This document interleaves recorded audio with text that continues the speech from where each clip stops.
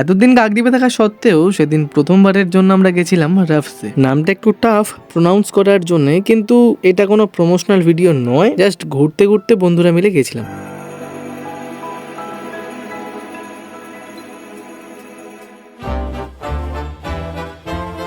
তো ফার্স্টেই ছিল দার্জিলিং স্টাইল মোমো, যা কিনা সঞ্জীবের অতি পছন্দের, এবং এর সঙ্গে ছিল চিজি বল, যা কিনা সৌম্যের অতি পছন্দের একটি খাবার।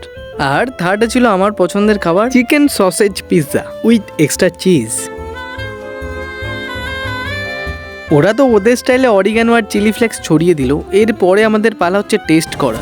বন্ধুরা এটা কি জানো না, অশিক্ষিত। मेरे को बहुत डबल चीज चाहिए।